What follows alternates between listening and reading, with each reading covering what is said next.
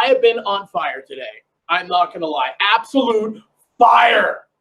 All right? We kicked it off at 7:30 this morning, getting our mise en place, our prep, everything together, okay, for this fire, absolutely fire batch of ragu a la Bolognese.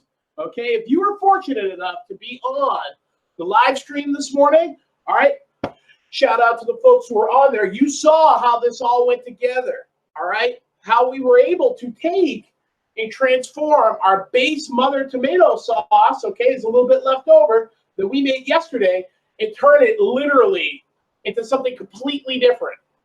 All right, completely different, thus proving the versatility of our mother sauces. All right, now, today, guys, we are going to finish. All right, you are going to see the finish of the Bolognese sauce, okay? It's been in the oven braising, okay? Braising is a moist heat cooking done with the lid in an oven, all right? Very slow and low, a super slow, tenderizing, a real genuine way to cook, okay? It's one of my favorite methodologies of cooking is braising. Very unfortunately, we can't do it a lot in class just with our time constraints. If you guys remember the short ribs we made for the event up at Weeks Hospital, that was braised, pot roast is braised, and so on. So here in the pot, we're going to do a reveal in a minute of what the Bolognese sauce has turned and morphed into, and the quantity of Bolognese sauce that we have here. I will be providing the recipe for the tomato sauce in addition to how we turned it into the Bolognese sauce, and the recipe for the pasta dough that I'm going to show you, and how to create this dish at home. Okay, so we have a lot happening over here in the quarantine kitchen today. Okay, we have our sauce, we have a pot of salted water boiling on the back, we have our mise en place over here, everything we need to do our finished dish. All right, we're adding some new additions to the kitchen here too. All right, we got our little tasting tray over here with our seasonings, okay? We got our tasting spoons, all right, because I got sick of washing all those little spoons. You see me chucking them in the sink, all right? Larry Bird style, Larry. Okay? Some gloves here. Keep it clean. I brought in the blender from school, all right? We may even hook up some soup action, all right? We may even hook up with some soup here later on. And I brought home some more of my books, all right? This book right here is a wonderful book about pasta and Italian food, okay? It is the Babbo cookbook by Mario Batali. Kind of a disgraced chef now, but let's not diminish his skills and abilities. He made some horrible, horrible personal choices. And the way he treated some people and his staff members, that is unforgivable, but I've had this book for over 10 years. I'm not going to cancel it because of some mistakes a man made. All right, so the first thing we're going to do actually, guys, is I'm going to sheet the pasta out, okay? This morning on the live stream, we made a batch of pasta dough, fresh egg pasta. All right, so in here we got about 2 cups of flour. All right, I just used King Arthur all-purpose flour. I don't like all-purpose flour. I prefer bread flour or high gluten flour or a flour that has a set protein content in it. This says 11.7, but who knows? Okay. All-purpose flour is basically that little bit of everything left over, put in a one bag at around a certain rate, so it works good for a number of things. But that's a discussion for another day. But still, even though all-purpose is the only thing I can find at the store, at the very least buy a quality brand like King Arthur, all right? And it's made right over in Vermont, all right? Their flour is fantastic. We're going to move the camera over here close to, hey, look at that. It's our old friend, Mr. KitchenAid, with the pasta attachment, okay? Mounts right in here in the front, all right? Our pasta dough, I'm not going to roll all of this out, all right? Only what we need for a portion. I'm going to have a late lunch and not going to have a big dinner tonight. So actually, whatever I'm cooking, I'm going to eat. So our pasta dough, when we made this, okay, it was the all-purpose flour, eggs, little pinch of salt, and olive oil, period. Okay? Doesn't need to have all this other stuff in here. This is how you make fresh egg pasta. All right, the dry pasta that you get in the box at the store is made significantly different. That's actually very indicative of Southern Italian food, where they use durum semolina flour. All right, it's a very, very hard wheat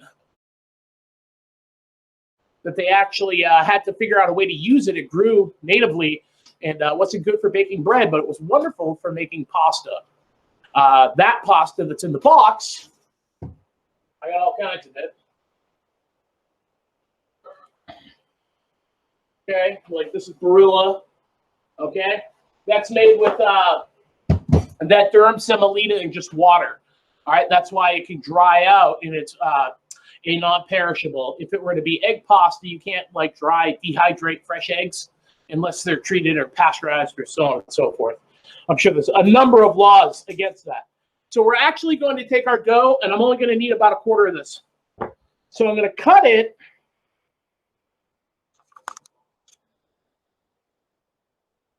in half.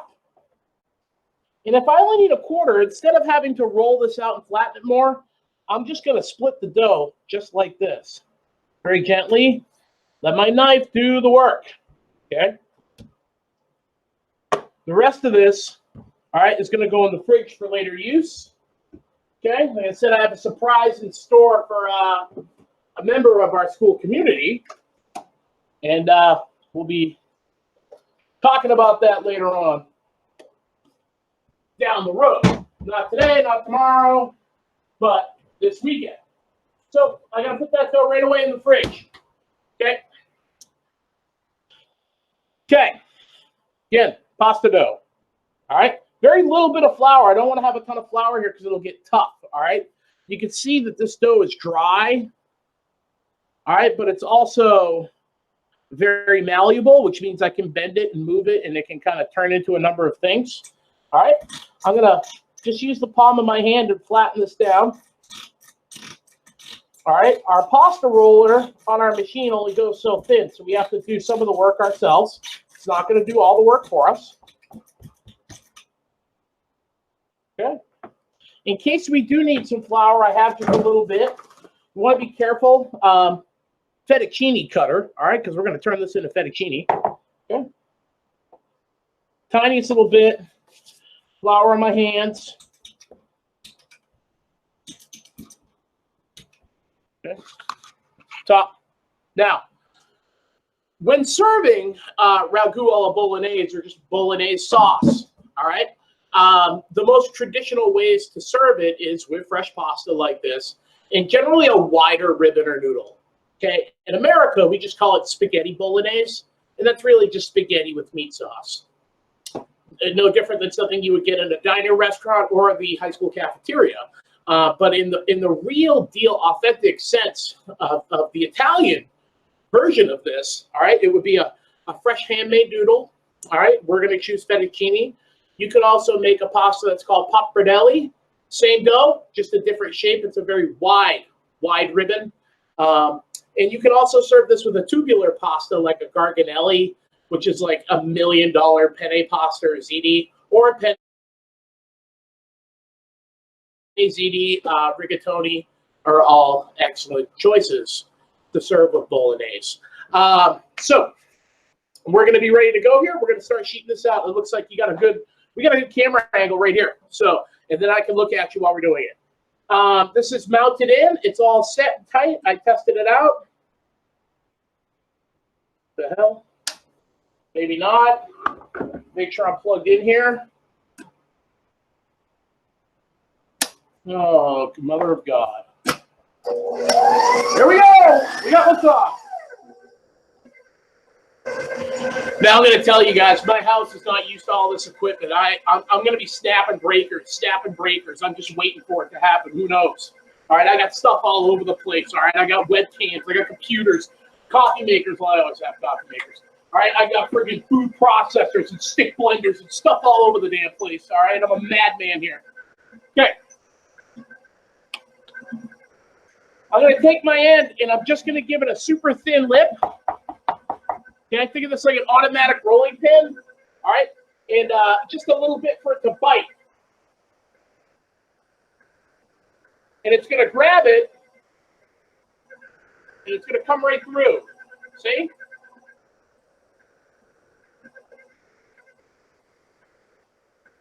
that. See how much longer that is? I'm going to change the angle over here just so we can see down a little better. Okay? I'm going to roll it through this again.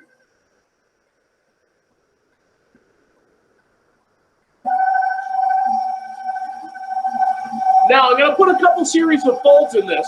One, to strengthen the gluten or the protein of the flour. And two, I'm going to shape it so it actually uses the entire width of the roller.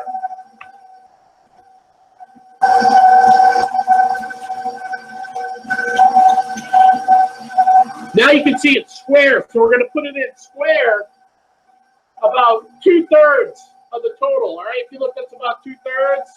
Look, oh God, it's going to be fine this time. But as I roll it out now, okay, I'm going to go down one click at a time. All right, the widest setting is 1, and it goes all the way to 7, which is super, super thin. I think we're going to go to about 4. All right. In Italian cooking or with pasta dishes, all right, you'll see all different shapes and sizes. Thick, heavy pasta pairs with a thick, heavy sauce. A thin, delicate pasta, a thin, delicate sauce, or no sauce. It could just be aglio olio, which is just a little bit of garlic and olive oil with some red pepper flakes. Okay.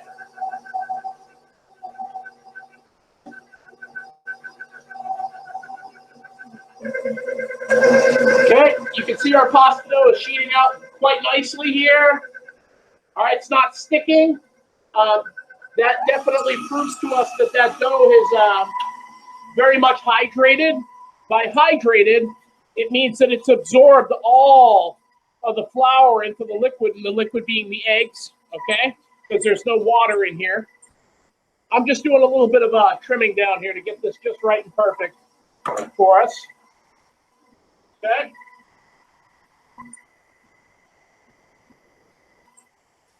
Our consistency is exactly where I want it now. Now I can really start cruising here. Might be time for some new pasta to add to. Didn't I say that last year, earlier this year? All right, then I needed new ones.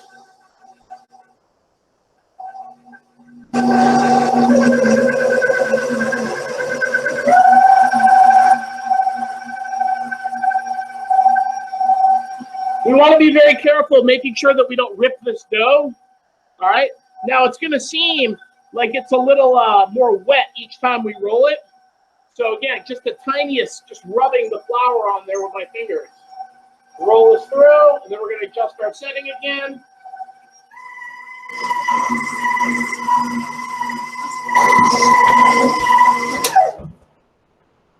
That was 2. All right, coming in with now 3.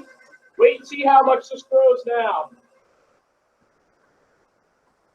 You want to be very careful as you're feeding it in so it doesn't wrinkle, or it's going to mess it all up. If you try and feed in more than that thickness that came out the last time, it'll really damage and rip the dough, and you'll have a complete, utter disaster on your hands. Okay? See how that big that's getting? See how smooth it looks? All right, you see how I can almost start to see the indentations of my knuckles in the back of my hand? This is going to continue to go down. Coming in with number 4. Number 4, all right, guys, number 4. This thing, look at how big it is now. What's that, pushing about 20 inches maybe, 22? This thing's going to be huge. Uh-oh. Uh-oh. Guys, we may have blown the pasta roller. We may say we may be giving this thing the 21-gun salute after this, beating the hell out of it over here. I knew this thing was going to be a situation at best. We'll give it a little New England engineering here. All right. We're going to give it the COAS attitude adjustment. All right.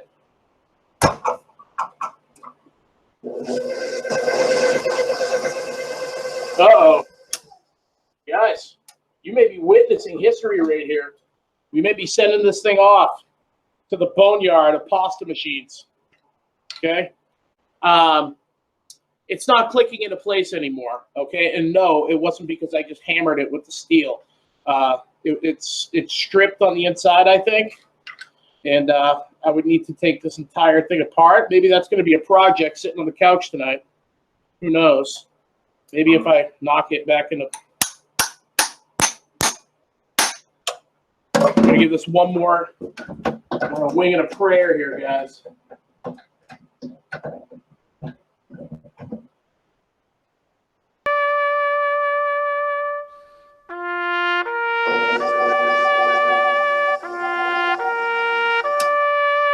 And she's done. She's done. All right. Say taps for this thing. All right.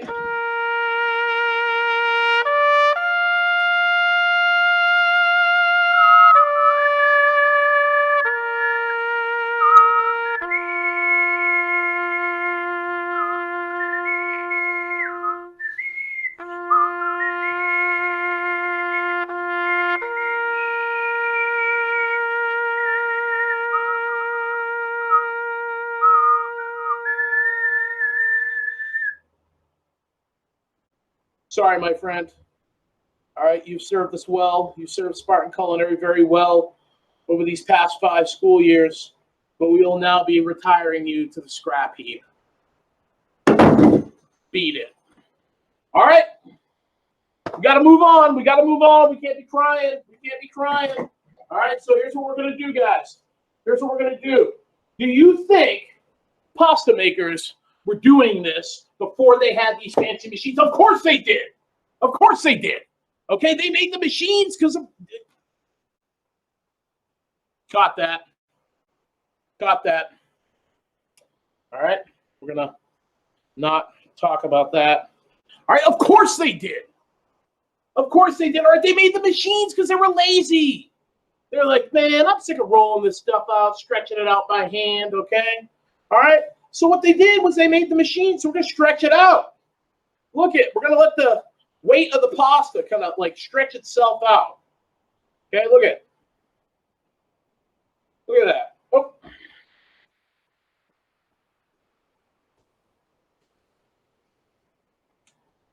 Look at that. All right, look at it. Look at it, yeah.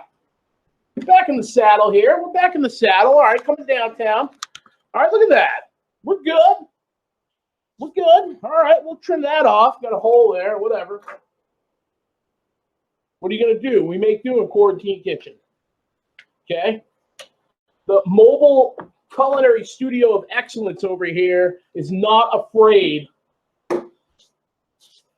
We are not afraid. Never afraid of some faulty equipment, all right? We adapt and overcome. We adapt and overcome, all right? We rely on our training. All right, so I'm going to cut this into about thirds, okay? Standard length for ribbon pastas, all right? Anything like a pappardelle or a fettuccine, linguine, spaghetti, okay? Angel hair, you know, you're usually talking about 10 inches, all right? That's probably about 8, but that's certainly good for what we want. All right. So our fettuccine cutter works almost identical to how the sheeter works, except for there's blades. So it rolls in on it. So now it's going to cut it. All right. So we're going to have a landing strip ready for this. I got a pan right over here. Hey, I'm thinking maybe we got to hook up some ravioli action here later on, you know? Not today, but maybe next week. Put those out of here. All right, we got a pan down here. See, resting zone. Back up. Tiny tad of flour on that pan because we don't want this to stick together. Now watch as this comes out. It's all going to be cut into perfect, even fettuccine ribbons. Oh, mother mercy. Look at those. All right. Now we're going to get these down here in our pan and just kind of like jumble them up a little bit and get them a tiny, tiny coat of flour so they don't stick together. And we're going to let those kind of hang out and dry while we finish up our sauce. Now, dry pasta, all right, most varieties of dry pasta from a rolling boil take 8 to 10 minutes. All right. This is already hydrated. All right. So this is not going to be in that same boat. This is going to cook for maybe 60 to 80 seconds. All right. Coming through. Third time. Okay. Now this pasta, it doesn't grow in size as much as your dried pasta.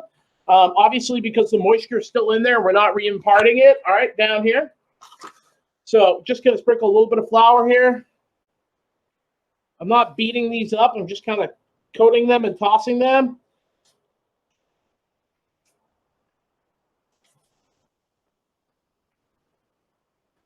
Okay.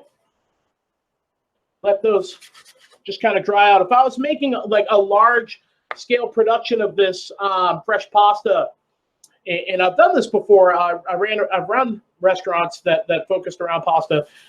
We made a lot of it, and we would dry it out on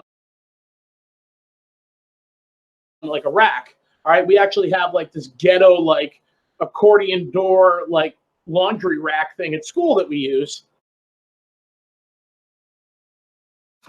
Actually, I think it broke last year and I threw it in the trash. But we're going to set these aside.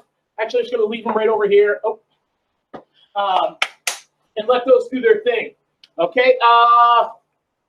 We got good view of the stove here. Actually, we're going to bring it in a little closer. This is significantly better. All right. We're going to open this pot up. And you're going to see, you know, you want to talk about some unreal stuff right here. Like, whoa. Whoa. I'm sweating. All right, like I said, I've been moving and shaking all day. I've been zigging and zagging this way, that way, this way, that way. I had to run to the store. I didn't want to go to the store. I promised I wouldn't go back to the store again until Saturday, but there was an essential ingredient I did not have. Oh, good Lord. Now, look at how much is in there. There's probably a solid gallon. All right. We turned 3 cups of tomato sauce into a gallon of Bolognese sauce. All right. Now, you may be wondering, Chef, didn't you say the heat is a tomato's worst enemy? I literally did say all of those things. Of course I said all those things. Am I a liar? No. Am I a hypocrite? Maybe. No, I'm not. Heat is a tomato's worst enemy when it's basically flying solo, okay? When tomato is like walking its own path, it's all by itself like I am here in quarantine trailer park, all right? I never have guests, but I haven't had guests in weeks. Like no one stopped by. They can't. All right, might as well padlock the door. Get out of here. Beat it, okay? When tomato's all on its own, all right, excessive or prolonged heat is its enemy. When you bring some other guys into the fray, okay, when it goes from a one-on-one basketball game, heat, tomato, all right, to a team sport, and you got all these other factors going on, prolonged heat is fine. The biggest thing with the tomatoes is the prolonged heat enhances, all right, it heightens its acidity. All right, and 9 times out of 10, people end up overcompensating with an excessive amount of sugar. All right, yesterday we only added a little sugar. All right, if you recall, we did need to add a little bit more towards the end. Now, with the Bolognese sauce, all right, we started with a base of ground beef, pork, and veal. All right, and then we put in our mirepoix vegetables, so onions, carrots, and celery. And as we learned in our mother sauces and stocks unit back in the fall, all right, all 3 of those vegetables bring, you know, a different fundamental to the game. Okay, they're bringing a different fundamental to the court. All right, you got the tomato. Well, he's, you know, in there, but they have their own set of rules. All right, too much heat, super acidic. All right, we got onions. Onions start acidic, but as they cook, they get sweet naturally. Carrots. Carrots are sweet raw. They're sweet cooked. Those things are just sweet. Okay? And then we got celery. And what's celery? Celery has the highest occurring natural form of sodium. All right? That's why it's so crunchy and holds so much moisture. All right? There's a ton of salt in it. Natural. All right? So as those have all cooked down, they're providing relief from that long, gentle, prolonged heat. that's going into that tomato. So this sauce here is not ultra acidic. Actually, in fact, I heightened it with a little bit of acid, just a splash of vinegar in there to actually elevate its flavor. All right. So in here we have our ground beef, pork, veal, mirepoix vegetables, another can of chopped tomatoes, same size we had the other day, about 3 cups of the base tomato sauce. I put in a couple of beef bones, femur bones that we roasted off and put those in there. And all of that meat and marrow came out and fell off the bone. All right. A super, super, super classic way of doing bolognese. You wouldn't use ground meat. You would actually use hunks of meat to braise. All right. You cube it up real small and it would just kind of melt and dissipate. All right. There's a little bit of garlic in here and some basil and milk. Milk. What the? Yeah, milk. Lactic acid in the milk helps break down some of that meat. It really makes it tender, and it just brings a little bit of a different mouthfeel and dynamic to the party. And that's kind of a nice touch. All right, what we don't have in here is tomato paste. A lot of people put in a ton of tomato paste. I find it to be almost kind of starchy and unnaturally thick. Okay, so we're gonna bring this over. Yep. Again, look. Oh, it's steaming so good. All right. We're actually going to move this over here for the time being. All right, because we're going to take this and turn it into something else. All right, in the finished dish. I wouldn't just dump this on top of pasta at a restaurant. I would never do that. Okay, there's so many other things that we can do to heighten that and kick it up. Okay, back here on the stove.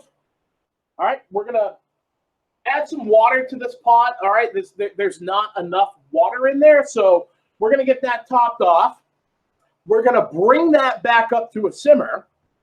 All right, and we're going to pause for a little intermission. So take 5, stay alive. You got to hit the John, hit the John.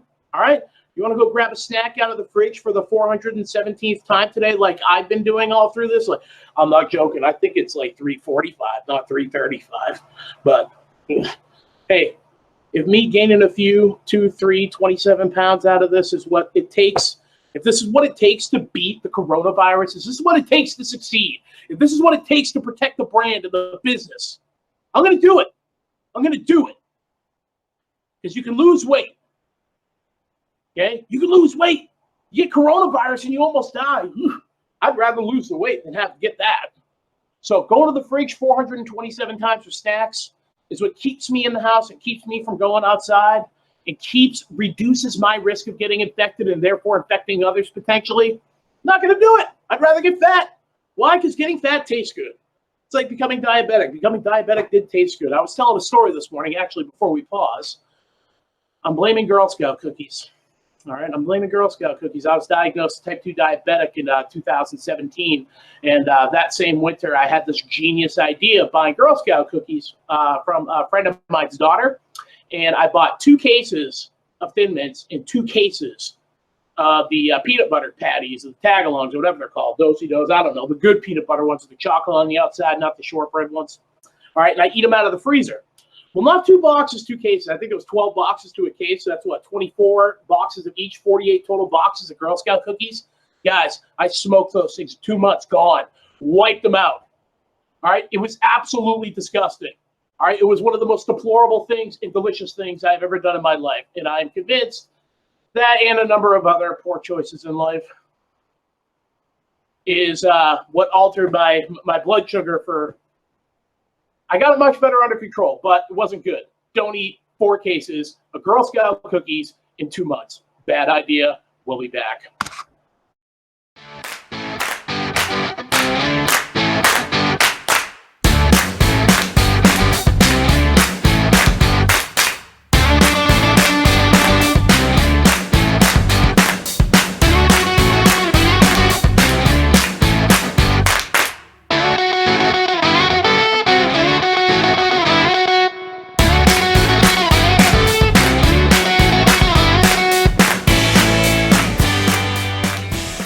All right, gang, we're back. Okay, and we're going to get our fettuccine bolognese finished up here, okay? It's not going to take too long. The pot of water is back up almost to a simmer. We topped that thing off, brought it back up.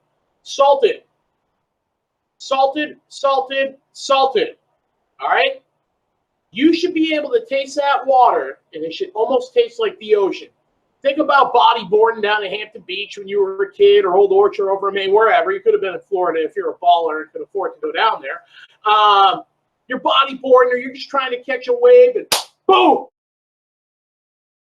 You eat it hard, and you take in a whole mouthful. That's what you want, minus the sand. Okay? So just to check, I'm going to taste my pasta water. Not going to burn my face. Yep, definitely. It reminds me of my youth and visiting my beloved Nana. All right, Nana, stay healthy down there. My grandmother, 94 years old. She lives in Houston, Texas, all right? She's killing it down there. Awesome, still going strong. All right, so we're going to get our skillet going here. Okay, I have a nice saute pan here, again, all clad, just like the rest of them. Okay, we got all kinds of business going on. We're going to let this get hot. Now, going to zero in down on our mise en place over here. So, obviously, we have our bolognese sauce, but we have some garlic here. All right, fresh, 2 cloves, minced. Okay, there's some mushrooms. All right, we're going to kick it up a little bit of mushrooms. Some sweet Italian sausage that I roasted off in the oven, let it cool, and just sliced it. All right, we have some basil, ricotta cheese. Okay. And then we have a pecorino romano to finish it off. All right, think of it like Parmesan, but pecorino romano is made from sheep's milk. Do you see the sheep on there? Hello, Matt. All right, and then a little more tomato sauce if we need to add a little bit to it. Okay, so our pan's getting hot over here. Let's hope I don't set off the smoke detector here and the thing starts howling, but if I do, I'm ready. I got my book to fan it off, all right? All right, we're going to hit a little bit of olive oil in our skillet. Coat the bottom of that. Okay, we're actually going to start with the mushrooms. Mushrooms have a lot of moisture in them. All right, by the time the mushrooms are cooked, the garlic will be burned if we put the garlic in now. Make sure we lay these down flat on the flesh side, get some caramelization there, really kind of develop the flavor of that mushroom. All right? When I was a kid, I hated mushrooms because the only mushrooms I ever had were like these canned things, these Pennsylvania Dutchman mushrooms. My father loved them to the day he died. And I found them to be disgusting. I still do. And they're just kind of like this nasty, soggy mess. All right? But mushrooms, when they're prepared properly, can bring a lot of flavor to the food party, all right? Salt.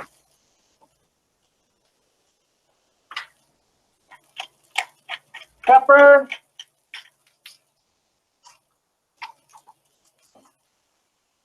We're just going to let those sleep for a minute, do their thing, okay? Legitimately, we want those mushrooms to brown. We're going to come up top. Mushrooms can hold up to a significant amount of heat and time. All right. Now, I think the majority of chefs notoriously undercook mushrooms. All right. We want to draw the water out because mushrooms are fungus. It is, a large majority of it's water. So the less you cook them, the more water you're eating. I want to concentrate that mushroom flavor. All right. Mushrooms naturally have what we call umami, which is the other kind of flavor and taste. You have salty, sweet, bitter, sour, and then there's umami.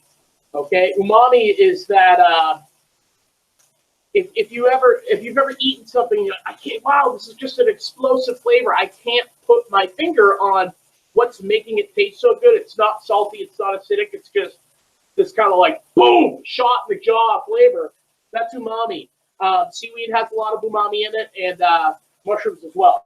So we're going to let these kind of do their thing, and they're going to get nice and crispy, okay? All right?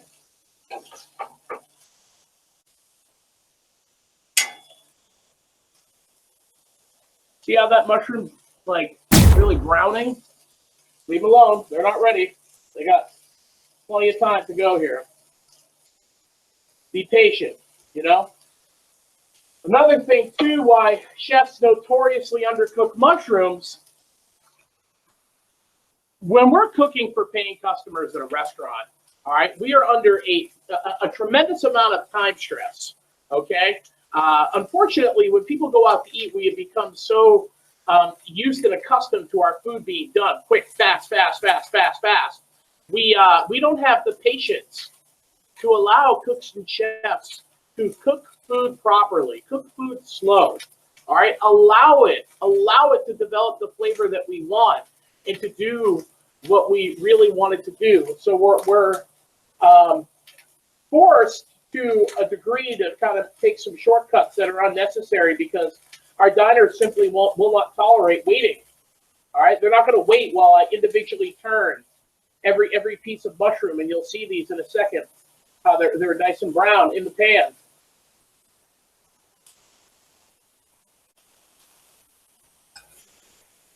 But if you have the time and the patience to do so, especially when you're cooking at home, and you can manage and budget your time as opposed to the constraints of a very busy restaurant and the ticket machines rolling and the servers are coming in. I need table 12. I need table 16. Table 8. Chef, what the hell? What's going on here?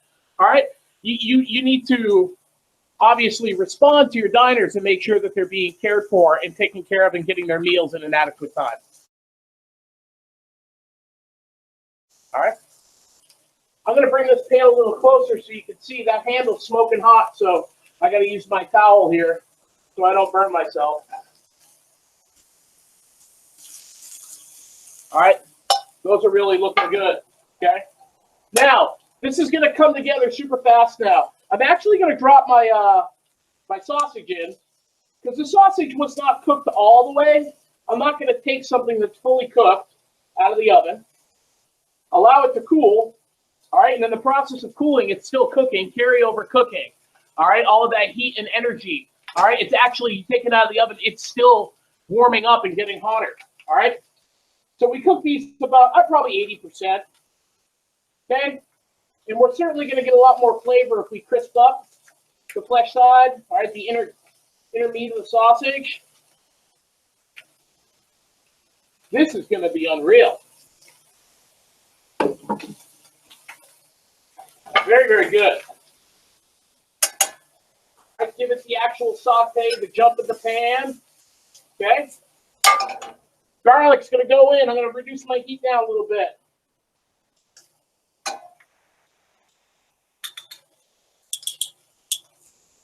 Okay.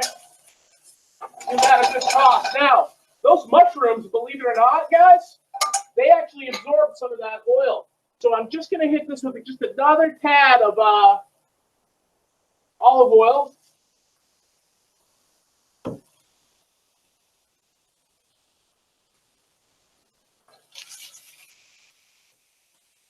Okay, our garlic, we don't want that to really get brown. So we're just going to, we don't want it bitter. All right, but we certainly want to cook. So we're going to be very aware of what we're doing here. Now, something we can do if we need to cool down that pan if we're worried, okay, is we're going to take a little bit of the pasta water. Okay? All right. Now, chef's unprepared. For some odd reason, I didn't grab a ladle. I never grabbed a ladle when I was at school. I don't have one at home. So I'm going to use this cup. All right. We're going to take 1/2, about 3/4 cup of our Bolognese sauce. It's going to go right in here. Whoa.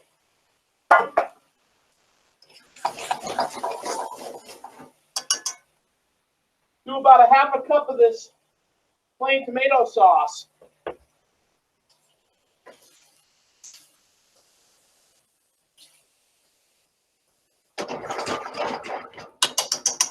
Okay, We're going to drop our pasta down.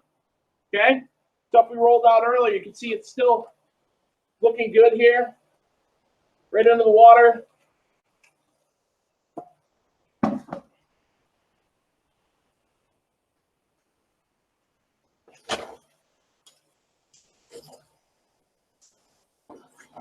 Start to simmer. Let this come together. Now, many pasta dishes people have backwards. All right, the pasta is just something to eat with the other ingredients. All right, people think it has to be so much pasta. When we eat pasta here in the States, we eat way too much of the pasta. All right, this dish is really about the sauce. It's about the braised meat, and it's about the tomato sauce. It's about the mushrooms. It's about the sausage we have in here. Okay, now Bolognese sauce, I didn't have to put in the sausage and mushrooms. I had sausage and mushrooms, so I chose to show you how you can transform it again to another level. This sauce by itself is wonderful. It's absolutely wonderful. Just like this, you can toss this with the pasta. It'd still be good. Ooh.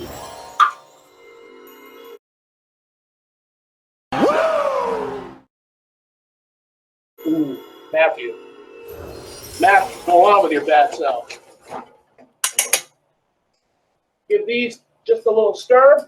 Now, these have been down now about 30 seconds. Okay. We're going to let those finish up. That's sizzling away. All right, we got basil. Okay, we have some beautiful looking basil here. All right, some nice basil leaves. All right, I'm just going to give these just a coarse chop. Not our fine chiffonade like we've done in the past. All right, we just kind of want it rustic. After all, you know, pasta bolognese is not meant to be an ultra refined thing. It's peasant food. It's something that, you know, you would eat as a family. Okay. All right, pasta. Looking good. Gonna test. That is delicious. I'm gonna take it out.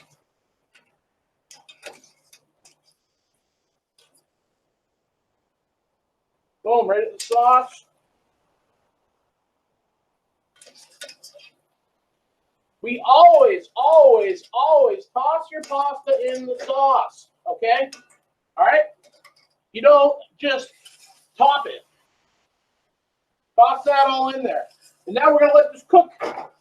We're going to let this cook down even more, all right? Cook down even more.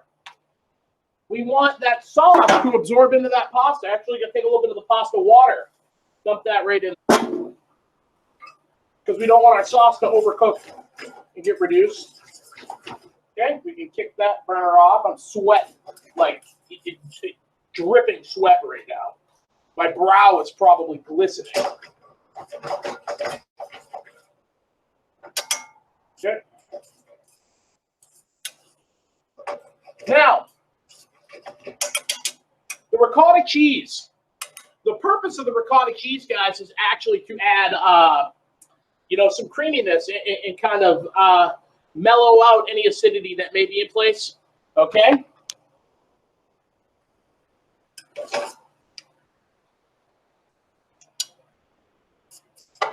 And we're going to do this in 2 steps, okay? I'm going to put a little in now.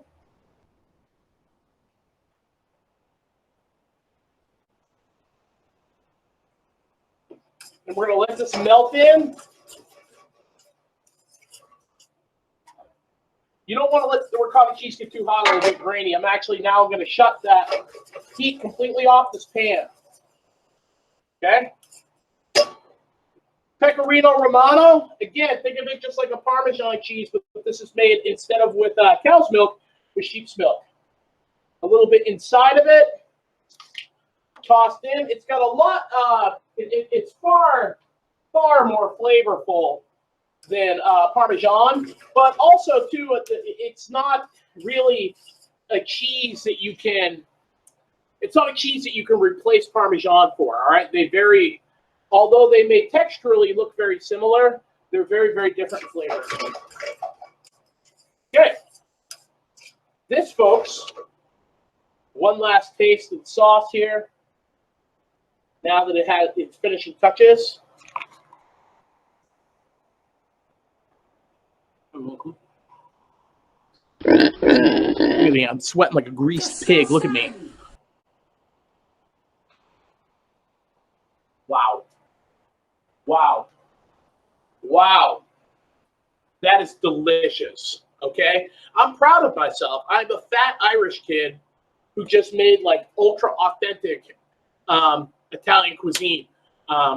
Thank you to all the chefs who trained me. All right, you guys are awesome. It taught me right. Okay, so we're gonna do a little shifting here, and then we're gonna get set up for plating. Okay. All right, so now we're back to do plate up. Okay, all of our mise en place ready to go. I'm gonna go right down here. All right, our plate's ready to go. Why? Because we always have our plate ready, like we talked about. All right, I'm gonna take my tweezers here. You can use tongs, obviously.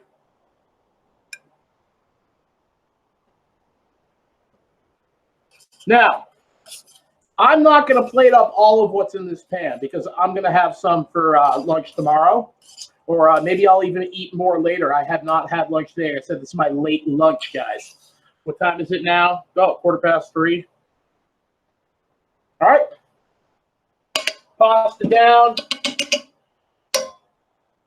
Now I'm going to take this beautiful ragu right on top with our sausage and our mushrooms.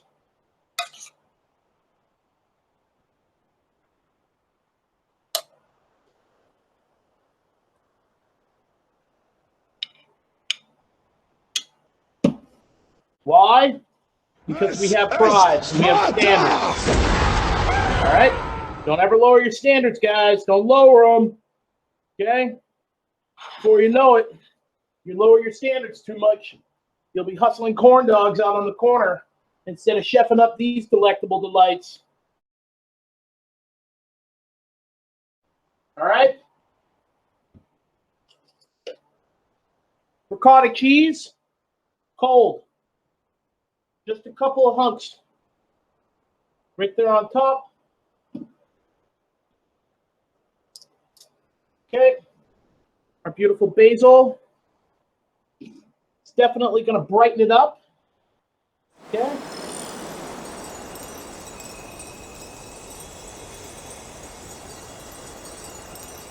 And then just a little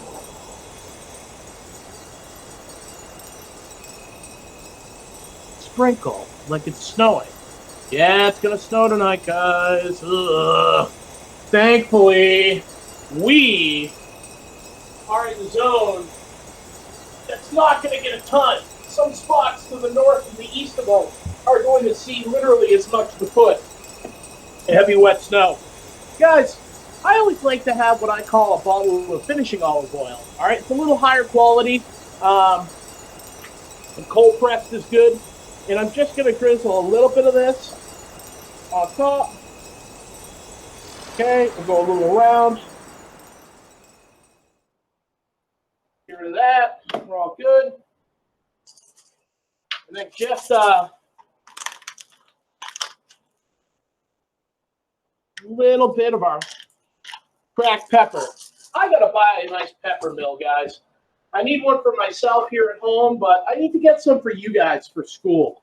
Pepper mill, and then that way we don't have to grind pepper up in the Roboku and the Vita Prep anymore. Okay, so folks, here we are. Fettuccine Bolognese with sweet Italian sausage and mushrooms, okay? Doesn't that just look delightful? I'm telling you, you want to try this. You should make this. All right, guys? So, look at what we did. We made base tomato sauce yesterday. We turned it into braised bolognese, okay? And then we turned it into this beautiful finished dish, start to finish, all right? Be ambitious. Get inspired. Hook it up. Cook it up. All right, guys? I'm going to be signing out here from Chef's Mobile Culinary Studio of Excellence. All right?